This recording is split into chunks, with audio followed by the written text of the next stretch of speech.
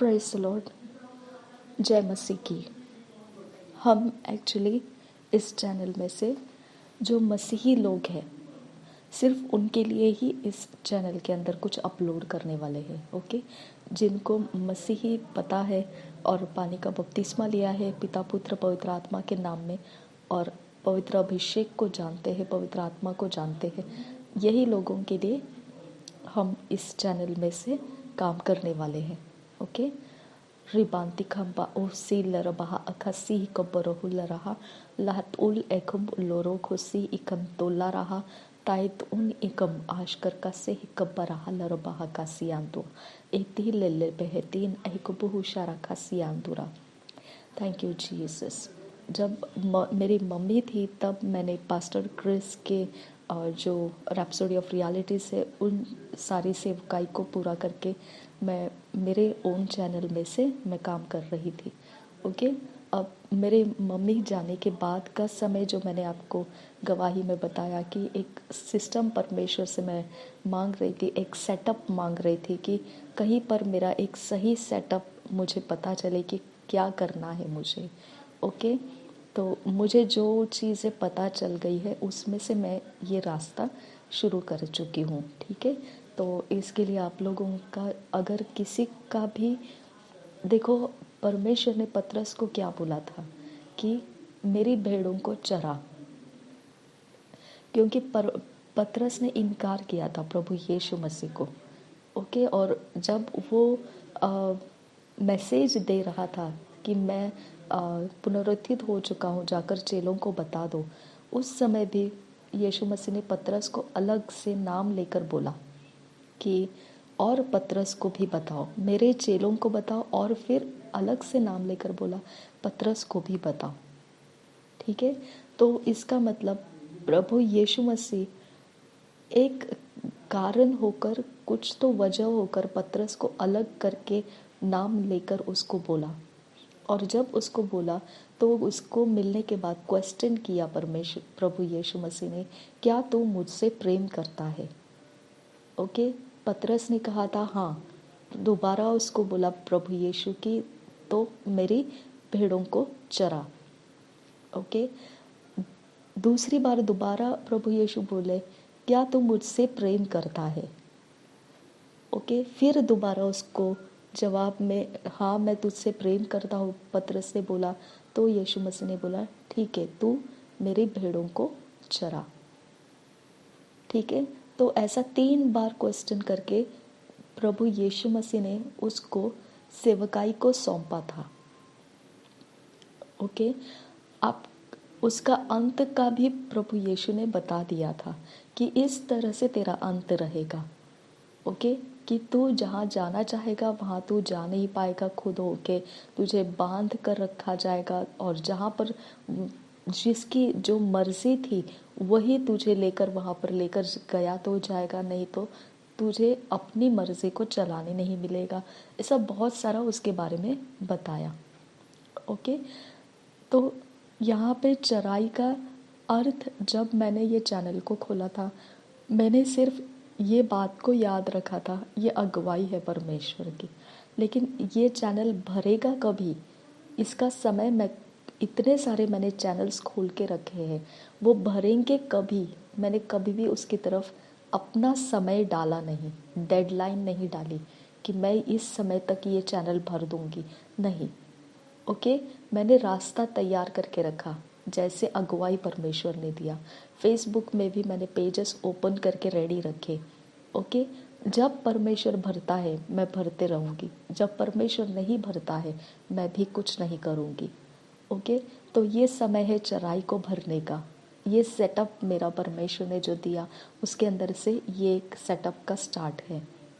Okay, तो चराई के अंदर चराने के लिए किसको बोला? पतरस को। ओके, और किसके चराई करना है? भेड़ों की। समझ में आया? अनबिलीवर्स की नहीं। भेड़ कौन है? जो प्रभु यीशु मसीह की आवाज़ को सुनता है, पहचानता है और उसको फॉलो करता है, उसका पीछा करता है, वो कहता है, उस बात पर भरोसा करता है, निर्भर रहता है उसके बोली हुई बातों के ऊपर, चाहे कुछ भी हो जाए उसको उसके बोली हुई बातों के ऊपर भरोसा करने में डर नहीं लगता है, हिचकिचाहट नहीं होती है, वो बेधड़क उसके पीछे चला जाता है, वो बेधड़क उसके साथ संगति में रहकर आ जाता है। ये वाला भेड़ है। समझ में आया? तो इसके लिए मैंने बोला ये चराई, ये चैनल उनके लिए है जो परमेश्वर को जानते हैं, ओके, जो प्रभु यीशु की आवाज़ के पीछे चल रहे हैं, ओनली फॉर देम, ओके। और चराई इसके लिए थी कि वो भेड़ तंदुरुस्त बने। चराई कभी भी उनके लिए होती है जो फॉलो करना चाहते हैं, प्रभु यीशु मसीह की आवाज़ को फॉलो करना चाहते हैं, जो प्रभु यीशु मसीह क्या दे रहा है उनको वो लेना चाहते हैं, उनको ही ये चराई का फ़ायदा होगा, ओके। अगर आपको बहुत सारा नॉलेज है और बहुत कुछ जानते हो और आप बस एक टाइम पास के लिए सोच रहे हो कि चलो यहाँ वहाँ जैसे चैनल ढूंढते हैं वैसे ही हम ये चैनल ढूंढेंगे और इसके अंदर बैठ के सुनते बैठेंगे, जो पसंद आया ठीक है, नहीं पसंद आया छोड़ देंगे, उनके लिए ये नहीं है, ओके।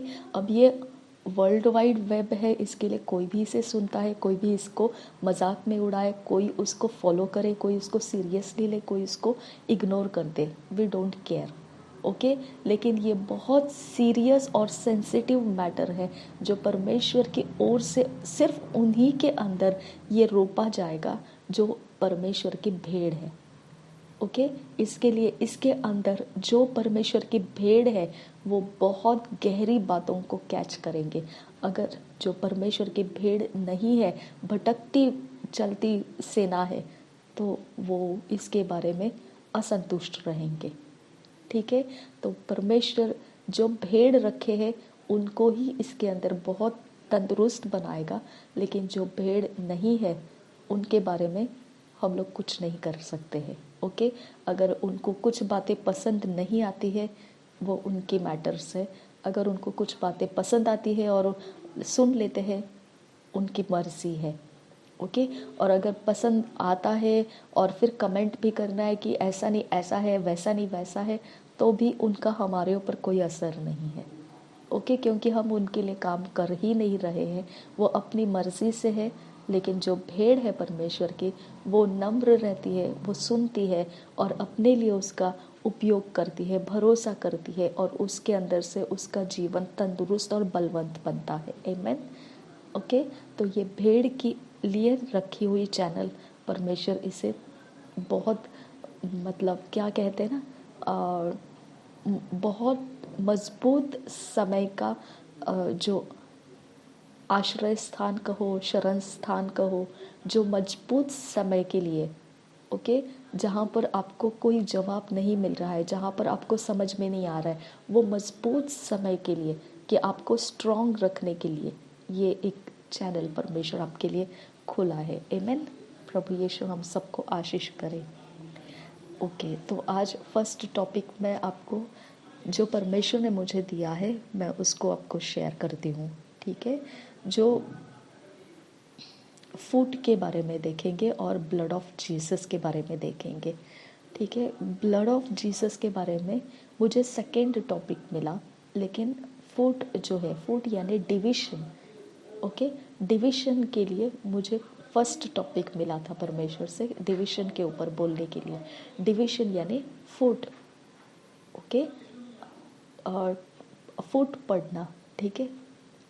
तो यहाँ पे आपको ब्लड ऑफ जीसस का मैं पहले बता देती हूँ। ब्लड ऑफ जीसस में पहले मैंने एक चैनल पे अपलोड किया है, मनुष्य का लहू अगवा है, ओके। आपको मैंने वो बताया कि मनुष्य का लहू किस तरह से हमको चलाता है, समझ में आया? वैसा ही परमेश्वर का लहू भी बात किया है, ऐसा लिखा है, ओके। तो हमारा बात करना, ओके, हमारे खातिर परमेश्वर का लहू जो बात करता है वो आबेल के लहू से भी ज़्यादा उत्तम है, ऐसा लिखा है, ओके। अगर हम यीशु मसीह का लहू पीते हैं और उसका शरीर खाते हैं, ओके, तो हमारे अंदर प्रभु यीशु मसीह का वाचा शुरू हो जाता है। ओके, सबसे पहले हमको ये बात को समझना है कि प्रभु यीशु मसीह का लहू हम क्यों हमको बोला है पीना है। ओके, प्रभु यीशु का शरीर क्यों हमको बोला है खाना है। ओके, और वो हमको शरीर मांस का टुकड़ा खाने के लिए नहीं बोलते हैं, वो हमको लहू उसका सच में ऐसा कोई खून लेके पीने के लिए नहीं बोलते हैं। उसने जो मेज पर रखी हुई चीज़ें थी उसी में से जो लिक्विड चीज़ें खाने के लिए थी उसको उठाया और उसे लहू कहा, और जो रोटी पड़ी हुई थी मेज के ऊपर उसको ली और उसको उसने अपना देह कहकर खाने के लिए बोला, स्मरण करते हुए। ओके, अब क्वेश्चन मार्क ये है, ये जाता कहाँ है हमारे अंदर और इससे होता क्या है।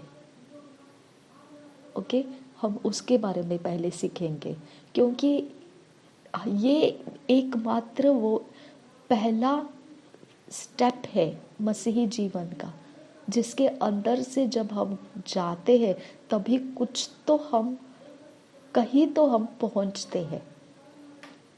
ओके, अगर इसका ही हमने पूरा अर्थ नहीं समझा तो हम एक प्रकार से अज्ञानता में चल रहे हैं, और अज्ञानता के अंदर भी परमेश्वर का दया हमको संभाल रहा है। लेकिन आपको पता है, अगर आपके लिए 1 लाख रुपीस का चेक किसी ने देकर रखा है, लेकिन आपको पता ही नहीं है कि वो चेक हमने क्या करना है, ओके, तो आप उसको लेके रखे हैं, लेकिन क्या करना है आपको नहीं मालूम है। ओके, और उसकी एक्सपायरी डेट निकल जाती है, और फिर आपको कोई बोलता है कि अरे इसे तो अपने चेक में डालना चाहिए था, बैंक में डालना चाहिए था। ओके, आप बैंक वालों के पास जाते हैं और वो बताते हैं आपको कि ये एक्सपायर हो चुका है डेट, नया चेक बनवा के लाओ। ठीक है, आप नया चेक बनवाने के लिए जाते हो तो वो इंसान आपको बोलेगा नहीं, बस एक बार ही मिलता है, बार बार नहीं मिलता है। ओके, तो आपको बेनिफिट क्या हुआ वो चेक लेने से? कुछ बेनिफिट नहीं हुआ। समझ में आया? तो हमारे पास प्रभु यीशु लहू और प्रभु यीशु का शरीर समय समय पर हमको यूज़ करना है। अगर हम नहीं यूज़ कर रहे हैं, हम नहीं जानते कि इसका उपयोग करने के बाद हमको क्या प्राप्त होता है, तो हमारा बेनिफिट्स हम उस समय के लिए था लेकिन हम ले नहीं सके।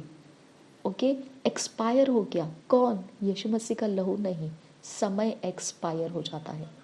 ओके, जिस समय के लिए वो उपलब्ध है हमारे लिए, तुरंत हमने उसमें का बेनिफिट्स विड्रॉ करना है, निकाल के लेना है हमारे लिए। ओके, ये तरह से ये वाला जो सेशन है ब्लड ऑफ जीसस क्राइस्ट, आपको एक छोटी छोटी बात को पवित्र बाइबल में से लेके सबसे पहले आप इस बात को समझ जाना है, क्योंकि इसके बिना आगे के कोई भी टॉपिक का फाउंडेशन बैठेगा नहीं। समझ में आया? इसके लिए सबसे पहले जब भी मैं सेवकाई शुरू करती हूँ, जब भी मैं कहीं पर किसी के घर में जाके प्रार्थना शुरू करती हूँ, या किसी का भी जो स्पिरिचुअल ग्रोथ के लिए मैं जिम्मेदारी उठाती हूँ, तो सबसे पहला मेरा जो फाउंडेशन मैं बैठाती हूँ वो यीशु मसीह का लहू है। ओके, और यीशु मसीह का शरीर। क्यों लहू और क्यों शरीर? हमको प्रभु यीशु ने खाने और पीने के लिए बोला है। ओके, जब ये फाउंडेशन आपका आप पकड़ लेंगे, वहाँ से जब मैं बिल्ड करना स्टार्ट करती हूँ तो आपका हर एक ब्लेसिंग आपको मिलना शुरू हो जाता है। ओके, ब्लेसिंग मिलना शुरू हो जाता है, इससे ज़्यादा परिपक्वता आप प्राप्त करते हैं। ब्लेसिंग मिलना, ये आपको अनॉइंटिंग, अभिषेक कहीं किसी के साथ रहकर, संगति में रहकर भी आप प्राप्त करते हैं, लेकिन परिपक्वता के बिना भी आप ब्लेस्ड रहते रहे, और परिपक्वता ना होने के कारण उस ब्लेसिंग का आनंद भी आपको पूरा नहीं लेने मिलता है। ओके, रॉन्ग डिसीशंस आपके अंदर हो जाते हैं, भटक जाते हैं रास्ते। ओके, आप ब्लेसिंग्स को तुच्छ जानने लगते हैं। कितने लोग हैं जो फाइनेंस के ब्लेसिंग्स को तुच्छ जानते हैं। वो लोग बोलते हैं नहीं, हम गरीब ही काफ़ी है। क्यों गरीब काफ़ी है? क्या आप नहीं चाहते हैं किसी औरों के लिए आप ब्लेस हो जाए? चलो, आप किसी और के लिए नहीं, किसी चर्च की बिल्डिंग बनाने के लिए आप ब्लेस कर सकते हैं, किसी पास्टर के घर चलाने के लिए आप ब्लेस हो सकते हैं, किसी का भी, किसी को ना किसी को, रास्ते पर पड़े हुए लोगों के लिए आप ब्लेस हो सकते हैं। इसके लिए आप कष्ट नहीं करना चाहते हैं। ओके, जब मेरा मम्मी का सैलरी था तो मुझे बिल्कुल भी सोचना नहीं पड़ता था 1 रुपये के लिए भी। ओके, लेकिन मैंने परमेश्वर से ये बोला था, लॉर्ड मुझे जॉब की कोई ज़रूरत ही नहीं है, जब मम्मी नहीं है तब भी मुझे जॉब की ज़रूरत नहीं है। ओके, तो परमेश्वर ने मुझे ये बताया, तुझे जॉब की अब सच में ज़रूरत नहीं है, मम्मी ना होने के बाद भी सच में तुझे नहीं है, क्योंकि तुझे जितना चाहिए उतना तेरे पास मौजूद है रोज के जीवन को जीने का। ओके, तो इसके लिए अब तू जब नौकरी करेगी तो तू इसीलिए करना कि तू वो मेहनत, वो एनर्जी, वो मेरे राज्य के लिए, बोने के लिए करेगी।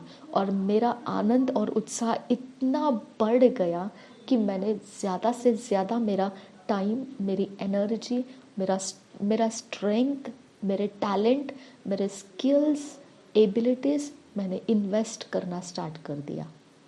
ओके, किसी ने मुझे बोला कि आप हमारे यहाँ पे एक हेल्प बोल के आ जाओ, इट्स ओके, मैंने सरेंडर किया, आ रहे हैं। उनको अब मेरी ज़रूरत नहीं है, तो मैंने तुरंत, मेरे लिए एक रास्ता और पहले से बना के रखा था, मैंने वहाँ पे स्टार्ट कर दिया। वहाँ से मेरे अच्छी इनकम स्टार्ट हो गई, मैंने एडिशनल इनकम स्टार्ट कर दिया। ओके, एडिशनल इनकम्स के बाद में अब मैं और सोच रही हूँ आगे। समझ में आया? तो अब मेरा इंटरेस्ट इस इनकम में क्यों बढ़ गया?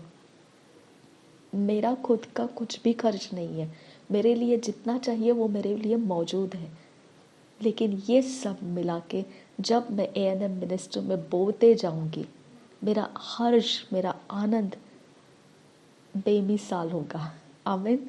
क्योंकि मैं जो कष्ट कर रही हूँ, जो मेहनत कर रही हूँ, जो भी कर रही हूँ, वो सब मिलके परमेश्वर के राज्य के लिए बो रही हूँ। 1 रुपये भी मेरे खुद के लिए नहीं रखूँगी, परमेश्वर के राज्य के लिए बोते जाऊँगी। ओके, तो इस तरह से परमेश्वर ने मेरे जीवन में कमाने का रास्ता ब्लेसिंग्स के लिए नहीं रखा, उसके राज्य के इस्तेमाल के लिए रखा। ओके, तो कुछ लोग बोलते हैं कैसे भी रहो, कुछ भी करो, लेकिन परमेश्वर के मार्ग को मत छोड़ो। जब तुम्हारा उद्देश्य परमेश्वर के मार्ग के लिए है तो फिर तुम्हारे काम परमेश्वर के मार्ग के लिए ही, परमेश्वर को बिना छोड़े आप करते जाते हैं। समझ में आया? तो अब ये भी है कि मेरे मम्मी के लिए जितने लोगों ने मेडिसिन के खर्च के लिए पैसे दिए थे, वेरी एमरजेंसी केसेस में उन्होंने मेरे अकाउंट में पैसे भेजे थे, डेफिनेटली उनको भी मुझे रीपे करना है। तो ये वर्किंग मेरा इस लेबर के अंदर से, मैं जब परमेश्वर के भवन के लिए दे रही हूँ, परमेश्वर के राज्य के लिए दे रही हूँ, तो वहीं से मुझे उनको भी देना है। लेकिन वो शॉर्ट टर्म में ख़त्म हो जाएंगे, मतलब जल्दी से चुकते हो जाएंगे, और फिर उसके आगे जो भी मेरा बचता है वो सब पूरा का पूरा मिला के मैं A&M मिनिस्ट्री में भेजते जाऊंगी। आमीन। क्योंकि मैं गरीबों की सहायता नहीं कर सकती हूँ अकेले बैठकर, मैं अकेले किसी का सहारा नहीं बन सकती हूँ, मैं अकेले कोई अनाथों को संभाल नहीं सकती हूँ, मैं अकेले रहकर किसी बीमार इंसान के इलाज के लिए कुछ नहीं कर सकती हूँ, मैं अकेले रहकर किसी भी मायूस व्याकुल परिस्थिति में पड़े हुए इंसानों की सहायता नहीं कर सकती हूँ। लेकिन जब मैं किसी कलसिया के अंदर डालती हूँ तो वो डेफिनेटली परमेश्वर के राज्य के लिए डिस्ट्रीब्यूट कर दिए जाएंगे। मुझे कोई चिंता नहीं है कि मैंने अपने हाथों से किसी की सेवा नहीं की या मैंने अपने हाथों से किसी भूखे को खिलाया नहीं। मुझे वो चिंता नहीं है, क्योंकि वचन भी यही कहता है, अगर तुमसे नहीं बनता है तुम अपने सब कुछ को गिरवी में डाल दो और उसका ब्याज मैं जब आऊँगा तब मैं अपने लिए उसका ब्याज ले लूँगा। समझ में आया? तो हमारे जीवन के लिए परमेश्वर ने जो भी दिया है, अगर हम खुद नहीं कर सकते तो हम किसी मिनिस्ट्री में उसको उंडेल देंगे और वहाँ से परमेश्वर को जो चाहिए वो वहाँ से उपलब्ध करेगा उसके लिए। आमेन। और हमारे लिए इस जगह पर इस तरह से जीवन जीने का रास्ता, ब्लेसिंग्स, ये इसीलिए हो जाता है कि हम ब्लेस्ड इसीलिए होंगे, हम उन्नति इसीलिए पाएंगे, हम परिपक्व इसीलिए रहेंगे ताकि हम जो प्राप्त करते हैं उस प्राप्त करने में और उस प्राप्त को बनाए रखने में परमेश्वर का सामर्थ्य हम अपने अंदर पकड़ के रखेंगे। आमेन। आमेन। तो ये तरीके से हम एकदम ब्यूटीफुल कॉर्नर में आ चुके हैं। ओके, ब्यूटीफुल मिडल में नहीं, ब्यूटीफुल कॉर्नर में, जहाँ पे किसी का भी ध्यान नहीं है कि हम जी रहे हैं या मर रहे हैं या भूखे हैं या प्यासे हैं। किसी को चिंता नहीं है। ओके, हम जिंदा है या नहीं वो भी चिंता नहीं है। ओके, ऐसे छोड़ दिए अवस्था के कॉर्नर में एकांत में बैठकर आप जो कर रहे हैं वो बहुत बड़ा काम परमेश्वर के राज्य में काउंट किया जाता है। आमेन। इसके लिए मैं आपको ये चराई के चैनल में से लेकर तो आ रही हूँ, ओके, लेकिन आप समझ जाइए ये वैसा चैनल है जहाँ पे रियली एक कैसे बोलते हैं ना कि एक ड्रॉप ऑफ हनी, ओके, और एक पूरा बॉटल भरा हुआ हनी, दोनों की टेस्ट वही है, स्वीट। कोई बहुत ज़्यादा मायने में परमेश्वर के लिए काम कर रहा है, लेकिन कोई एक बूंद के मायने में परमेश्वर के काम कर रहा है। ओके, तो यहाँ से एक बूंद, sweet drop of honey, okay, एक बूंद के हिसाब से ही लोग परमेश्वर में परिपक्व बनने का रास्ता बनता जाएगा। ओके, एक बूंद की सेना जितनी रहती है, एक बूंद जितनी सेना, ओके, वैसा ही परमेश्वर परिपक्व बनने वाले लोगों को इकट्ठा करके परिपक्व बनाकर परमेश्वर के राज्य में रिलीज करता जाएगा। आमेन। और मैं इस बूंद की ही मात्रा के लिए इंतज़ार नहीं रखी हूँ, जितने हो सकेंगे उतना ज़्यादा परमेश्वर के राज्य के लिए उपयोग होगा ऐसी सेना तैयार करना। ओके, मैंने वो जिम्मेदारी लिया है। ओके, इवन मैं अपने लिए भी वही तैयारी में हूँ और आप सब भी मेरे साथ उसी तैयारी में चल रहे हैं। अगर हम इकट्ठे चल रहे हैं तो जो इम्पोर्टेंट मेरे लिए, मैंने उन्नति में, परिपक्वता में प्राप्त करने के लिए मैंने इम्पोर्टेंट माना है, मैं आप लोगों को भी उसी फाउंडेशन में से इम्पोर्टेंट टॉपिक के साथ ऊंचा उठाने का रास्ते में चलाते जाना है मुझे। ओके, तो ये इम्पोर्टेंट टॉपिक है, यीशु मसीह का लहू और यीशु मसीह का शरीर क्यों खाते हैं हम, क्या कारण है, क्यों हमको ये खिलाया जा रहा है। आमेन। क्यों हमने उसको खाना है, क्यों, क्या हो जाता है इसके अंदर से, ऐसा क्या हो जाता है, क्या हो जाता है, क्यों खाना है, क्वेश्चन मार्क है, क्यों हमने इसे खाना है, क्यों हमने इसे पीना है। आमेन। प्रभु यीशु मसीह हमारी सहायता करे इस टॉपिक को पूरा करने में। आमेन, आमेन, आमेन। अब फादर गॉड, हम आपसे विनती करते हैं कि ये एक समय है कि हम जानना चाहते हैं क्यों हमने प्रभु यीशु मसीह का लहू पीना है, क्यों हमने यीशु मसीह का शरीर खाना है। पिता, तेरा वचन कहता है पवित्र आत्मा हमें सारी सच्चाई सिखाता है, सारी सच्चाई। मेरे पिता परमेश्वर, पवित्र आत्मा हमको सिखा ये क्या सच्चाई है, हम हमारे अंदर इसका मतलब, इसकी समझ, पवित्र आत्मा तो उंडेलने के लिए हम आपसे विनती करते हैं। आबा फादर गॉड, इसके बारे में आपके पास सच्चा जवाब है पिता, जो पवित्र आत्मा हमको आपसे लेकर आके दे सकता है। मेरे पवित्र पिता, मेरे प्रभु यीशु मसीह, जो भी पिता ने तुझे दिया है तू हमें देने के लिए, पवित्र आत्मा तू जिससे लेकर आता है और हमको देता है।